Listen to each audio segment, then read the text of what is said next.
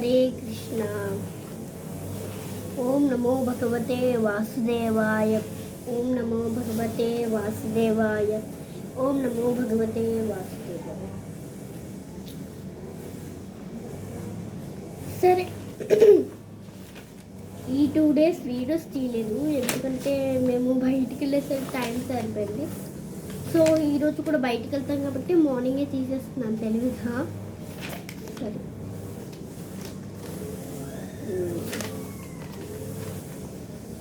ఇప్పుడు 9th DEAD dead అనే ఎక్రోనిమ్ ద్వారా మనం ఇప్పుడు తెలుసుకుందాం ఈ వీడియోకి సంబంధించింది. డి సందేహం, డౌట్. డి సందేహం అంటే అర్జున్కి ఎలా సందేహం, యుద్ధం చెయ్యాలా చెయ్యొద్దా అని ఎలా సందేహం వచ్చిందో చెప్పారు. ఈ జీవితం యొక్క ముగింపు, జీవితం యొక్క ఎండ్ పోర్షన్, అత్యున్నత స్థితికి పోవడం అంటే ఉన్నత ముఖ్యం, ఇక్కడ అత్యున్నత ముఖ్యం కాదు అని తెలుసుకోండి. డి గమ్య సాధనలు, గమ్యం అంటే మన గమ్యం ఏంటో అది పూర్తి చేసుకోవడానికి చేసే సాధనలు.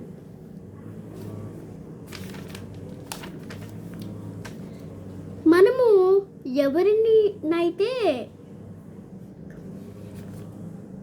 గుంతలో పడేయాలనుకుంటామో వారే మనమే గుంతలో పడతాం. ఎవరికైతే మనం చెడు చేయాలనుకుంటామో మనమే ఆ చెడుకి ఇంకో చెడు ఆ చెడు ఎప్పుడు చెడు గెలవదేంటి. మనం ఎవరికైతే చెడు చేయాలనుకుంటామో అదే ఆ ప్లాన్ ప్రకారమే మనం వాళ్ళ ప్లేస్లో మనం పడిపోతాం. దాంట్లో పెద్దవాళ్ళు అంటూ ఉంటారండి, ఎవడు తీసిన గుంతలో వాడే పడతాడు అని. అలా అన్నమాట ఇది కూడా. నెక్స్ట్, ప్రతిదాన్ని భగవంతుడు రాసి పెడతాడు, జరగదు. మనము ఎంత ప్రయత్నిస్తే అలా జరుగుతుంది.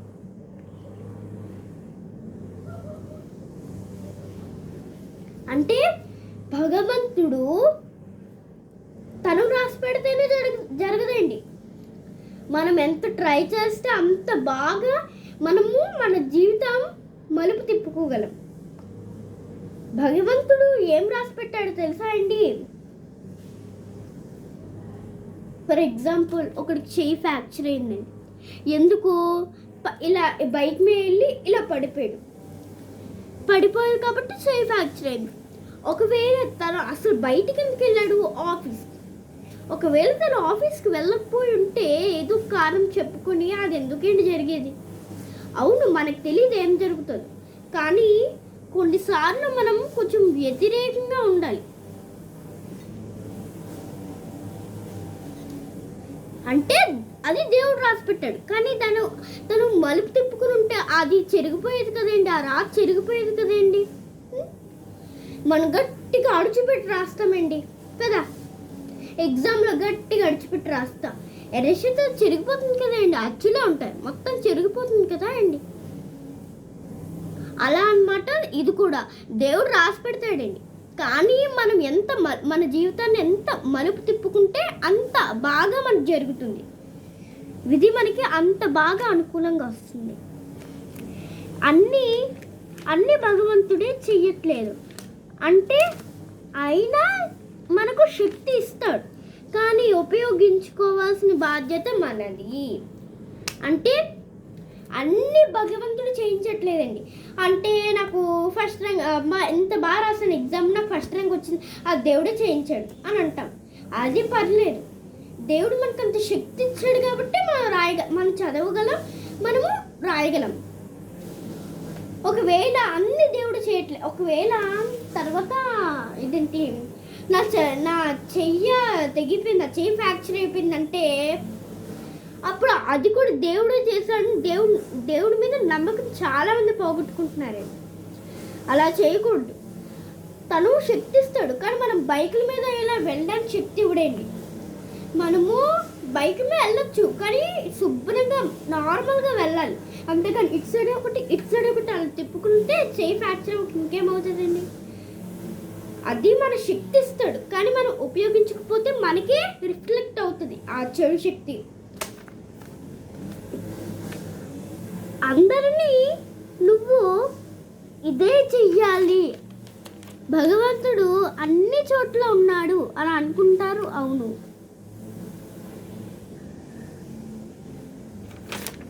అందరూ ఒక్క నిమిషం అండి.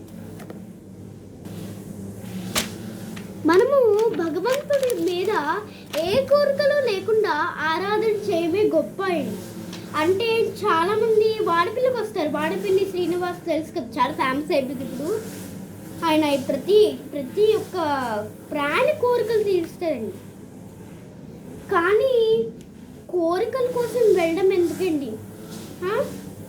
అందరూ అసలు అంత బాగుంది, ఐశ్వర్యం, డబ్బు, హెల్త్ అన్నీ బాగున్నా సరే కోరుకుంటారండి. ఇంకా ఇంకా ఇంకా అని కోరుకుంటారు. ఇప్పుడు లేని వాళ్ళు కోరుకున్నా పర్లేదు, కానీ ఇంకా ఇంకా మాకు కావాలి, మాకు ఇది సరిపోదు, మాకు కావాలి కావాలి కావాలి. అది కాదండి.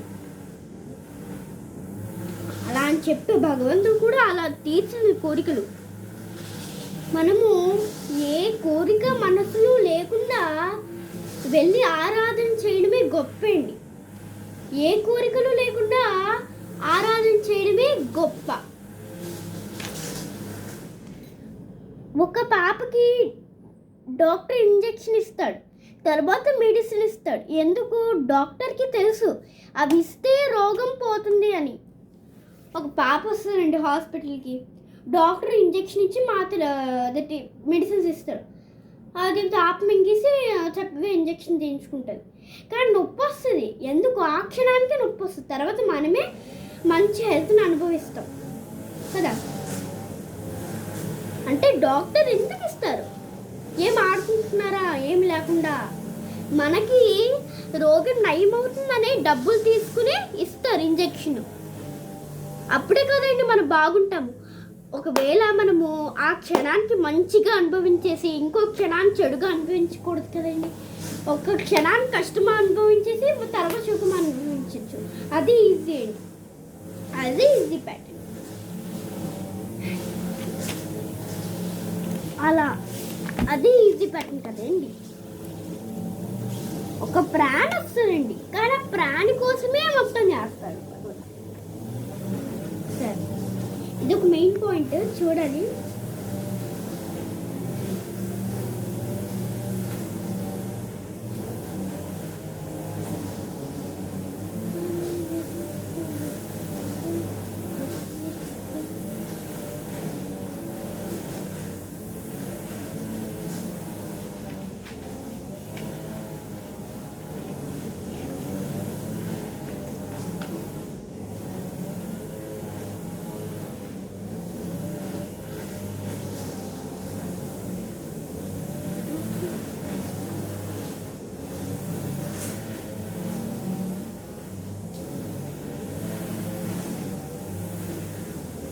ఒక్క 2 minutes అండి, ఒక్క 2 minutes.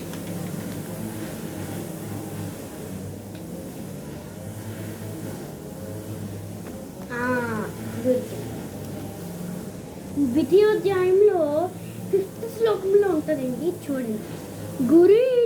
గురుని హత్వా హి మహానుభావాన్ శ్రేయోభుక్తం భైక్ష మహిపి లోకే హత్వాద్య కామాంస్తు గురుని హైవ భుంజీయ భోగాన్ రుధిర ప్రతిజ్ఞాన్.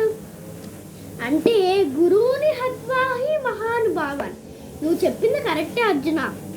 గురువు మహానుభావాన్ని నీకు నేర్పించింది గురువే, కానీ శ్రేయోభుక్తం భైక్ష మహీపలోకే. కానీ ఆ గురువే నీకు వ్యతిరేకంగా పోరాడుతున్నాడు. అయితే నువ్వు చంపడం కరెక్టే అని చెప్తాడు అర్జునుడికి.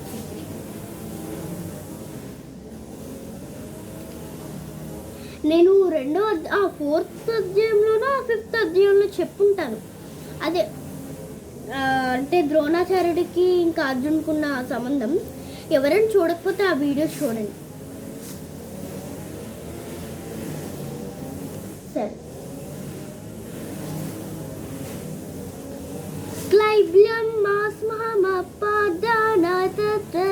ఉపపద్యతే శుద్రాం హృద దౌర్బల్యం త్యక్తోత్తిష్ట పరం తపా. ఓ అర్జున, నువ్వు ఇప్పుడు ఎంత హృదయం రాయిలా చేసుకుని పోరాటమే, నీకు ఇంకో ఆప్షన్ ఉందంటే నువ్వు ధర్మ మార్గంలో వెళ్ళడమే అని శ్రీకృష్ణుడు అర్జునుడికి బోధిస్తాడు. ఇది అద్భుతమైన ద్వితీయోధ్యాయంలో అద్భుతమైన శ్లోకమేండి ఇది.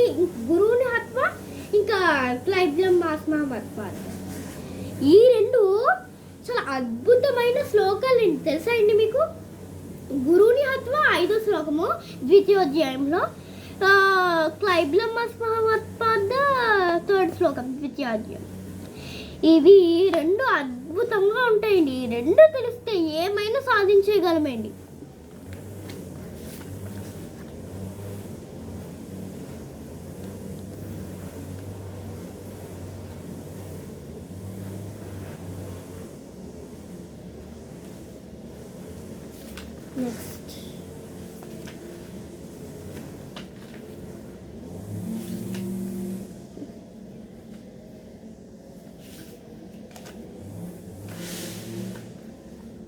నెక్స్ట్ మంచి శ్లోకం కానీ నెంబర్ ఏం గుర్తుపెట్టుకున్నామా?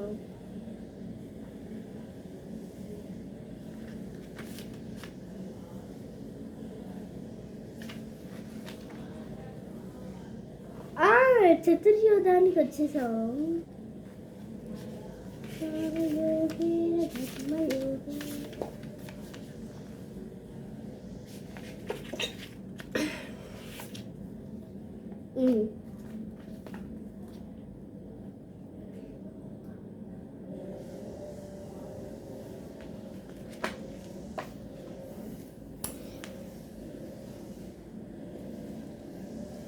నాకు తెలుసండి, అసలు భగవద్గీత అంటేనే ఏంటో చెప్పలేదు నేను.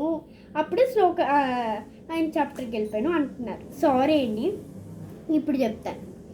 భగవద్గీత అంటే అదొక క్లాస్ కాదండి, అదొక ప్రవచనమే కాదు. అది అంటే క్వశ్చన్ అండ్ ఆన్సర్ తెలుసా అండి మీకు? అలా అది భగవద్గీత అంటే. అలా 700 క్వశ్చన్ అండ్ ఆన్సర్స్ ఉంటాయండి దీంట్లో. మనము అవన్నీ మనకు వస్తే వితిన్ అర్థాలతో సహా ఈ లోకాన్ని మనం మేలియచ్చండి, తెలుసా అండి? అలానే ప్రభుపాదుల వాళ్ళు మీకు తెలిసేమో, అదే ఆయనే భగవద్గీతని ఫస్ట్ 700 శ్లోకాస్ని ఆయనే ఫస్ట్ అర్థాలతో నేర్చుకున్నారండి. అంత గొప్ప ఆయన. ఆయన ద్వారా భగవద్గీత బుక్కులు ఇలా ప్రింట్అవుట్ చేయించారండి. ప్రింట్అవుట్ చేయించిన వెంటనే మనము చేసుకున్నామండి. అంత గొప్ప వ్యక్తి అండి ప్రభుపాదుల వారు.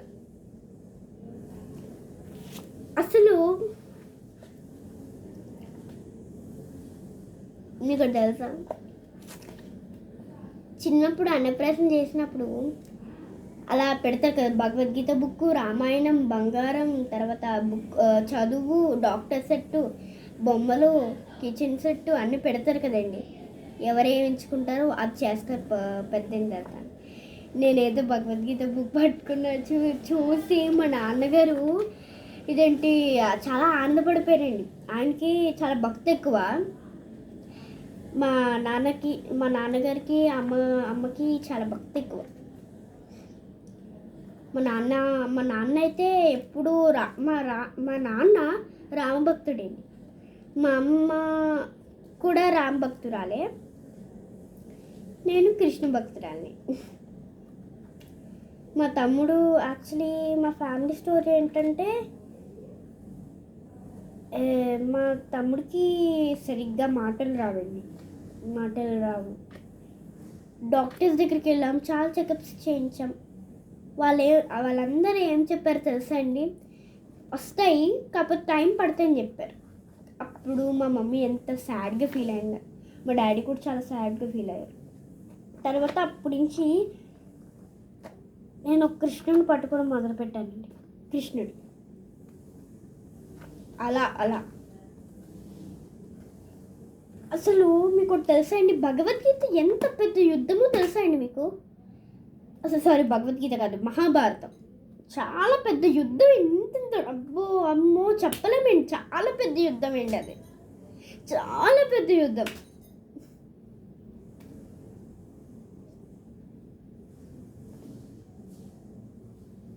మహాభారతం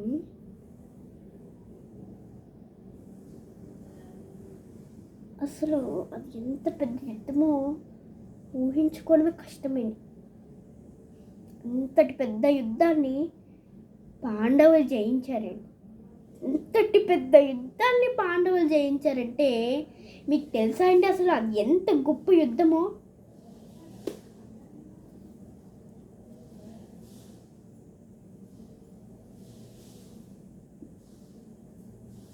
ఫ్యామిలీలో వాళ్ళు కొట్టుకున్నారండి. అసలు ఒక జాయింట్ ఫ్యామిలీ, ఉమ్మడి కుటుంబం అండి అది. పాండురాజు లేకపోవడంతో విడివిడిగా అయిపోయింది ఆ కుటుంబం, ముక్కలు ముక్కలుగా అయిపోయిందండి, పీసెస్ పీసెస్. కౌరవులు పాండవులు కొట్టుకున్నారు కొట్టుకున్నారు కొట్టుకున్నారు కొట్టుకున్నారు. చివరికి పాండవులు గెలిచారు, కౌరవులు ఫటక్ పడిపోయారు. పాండవులు అసలు కుంతిదేవి ఒకటి చెప్తారండి, శ్రీకృష్ణుడు ఆయన ఎక్కడ ఉంటే అక్కడే విజయం వస్తుంది అంట.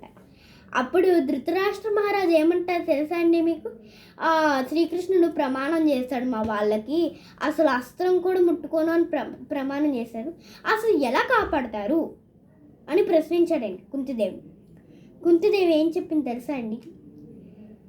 శ్రీకృష్ణుడు కాపాడు, కానీ శ్రీకృష్ణుడు ఏ వైపు ఉంటే ఆ ప్రకృతి ఆ వైపే సపోర్ట్ చేస్తుంది అని క్లియర్గా చెప్తుంది కుంతిదేవి ధృతరాష్ట్ర మహారాజుతో. అప్పుడు ధృతరాష్ట్ర మహారాజు ఫ్లాట్ అయిపోతారు, ఇంకా ఫ్రీజ్ అయిపోతారు. అప్పుడు ఆయనకు అర్థమైపోద్దండి,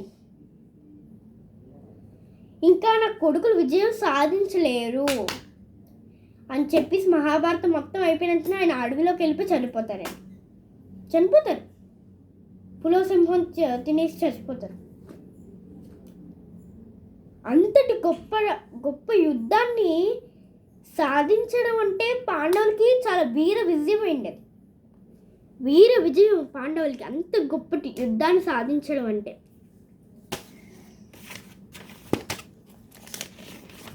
భగవంతుడు అన్ని చోట్ల ఉంటాడు.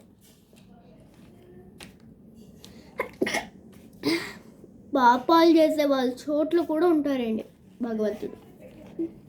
చెప్తూ ఉంటాడు, గుద్దుతూ ఉంటాడు, రే నువ్వు ఇచ్చేకరా, భగవంతుడు చేస్తాడు, నువ్వు ఇచ్చేకరా ఇచ్చేకరా ఇచ్చేకరా ఇచ్చేకరా ఇచ్చేకరా ఇచ్చేక ఇచ్చేక ఇచ్చేక ఇచ్చేక ఇచ్చేక ఇది చెయ్యక, అస్సలు చెయ్యక ఇది అని గుచ్చుతూ ఉంటాడు, లోపల నుంచి పొడుస్తూ ఉంటాడు మనం చెడ్డ పని చేసినప్పుడు. కానీ అయినప్పటికీ మనం వినకపోతే ఆయనే రూపం ధరించి వచ్చి మనం సంహరిస్తాడు. అసలు మీకు తెలుసా అండి, భగవంతుడి చేతిలో భగవంతుడు స్వయంగా వచ్చి మనం సంహరించడం కూడా చాలా పెద్ద, అదొక గొప్ప గొప్ప వరమే అండి.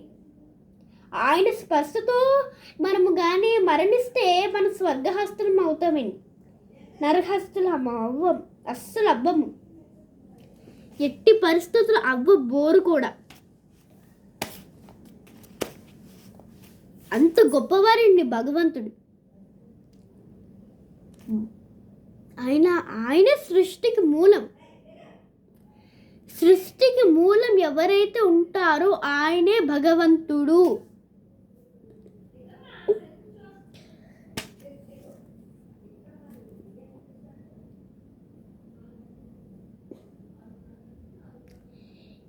ఇవి అవును సరే, ఈ వీడియోస్ మీ పిల్లలకు కూడా మీరు చూపించండి. ఎవరైతే చిన్నపిల్లలు చూసారనుకోండి పెద్దవాళ్ళు చూపించండి, పెద్దవాళ్ళు చూసారనుకోండి చిన్నపిల్లలు చూపించండి. లైకులతో నాకు సంబంధం ఏంటి లేదండి, వ్యూస్ అంటే మీరు చూస్తేనే అర్థం చేసుకుంటేనే నాకు ప్రశాంతత అండి. నాకు ప్రశాంతత అండి, అదొక ప్రశాంతత.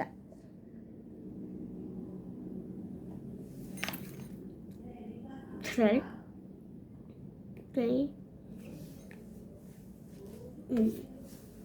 హరే కృష్ణ. ఓం నమో భగవతే వాసుదేవాయ. ఓం నమో భగవతే వాసుదేవాయ. ఓం నమో భగవతే వాసుదేవాయ.